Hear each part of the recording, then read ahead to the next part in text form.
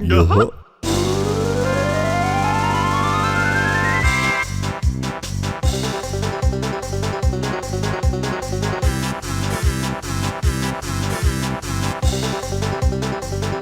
Banjo-Kazooie. You would think I would have played this game as a kid, but I actually played Banjo-Tooie, and I had never played and beat the original, so I actually went back and played this game for basically the first time. Best thing about it is the feel of the game. Like, it just is really like a whimsical childhood, thing. And I think it still captures that energy years later. It's still, enjoyable to play. It's a very fun game.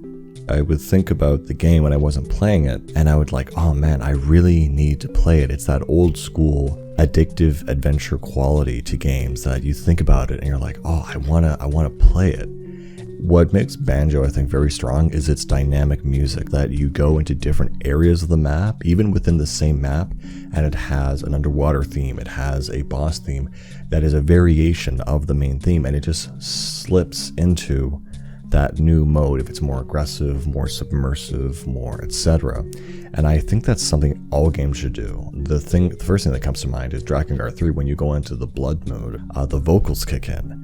That has always been amazing. It's always been a great design thing to have. Dynamic music, shifts in the tone depending on the situation, it's almost magical. It makes an experience that you're not really super conscious of. It kind of like hits you afterwards, how cool it is and how it makes the world feel real. The one thing I don't really like too much about this game, even as a child playing Banjo-Tooie, is just the story. I grew up with, Ocarina of Time, and moving on to this game, there is no story in Banjo-Kazooie. It's like witch bad, bear good, just save your sister, etc.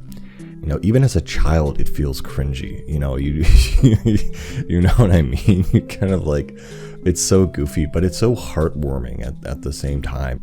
In terms of gameplay, it's not, too complicated. You have your basic attacks. You learn some pretty basic, move sets from bottles in the opening area and throughout the other levels. I guess the other thing that I do highlight is, when this game was made, it's very difficult at some areas. Like, platforming made very challenging, which I do really miss from a lot of games. Then again, that level, TikTok Woods, is very difficult with its platforming. It's really frustrating because when you fall, you lose a ton of health and you have to start all over from climbing that tree. So, something I really do need to say, I hate the hub world in this game. Not Spiral Mountain, but Gruntilda's Lair.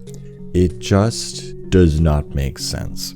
It's just a series of caves, and it just feels so gross. I don't know how to put it. Like, there's nothing memorable about this hub world, and the worst thing is that there's no logic as to how any of the levels are connected. What's infuriating is, besides the opening area, you will go into like a lava area and unlock the entrance to the desert level.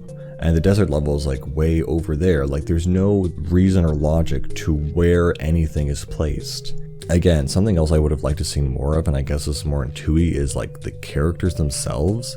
You only really get a few lines of dialogue from Banjo and Kazooie at the beginning and at the end of the game, which I think is a shame because they have such a good chemistry and such a weird, funny pairing of characters that Banjo's this optimist while Kazooie's the pessimist, and he talks crap about people. It's the best combo, and I just wish I saw more of that.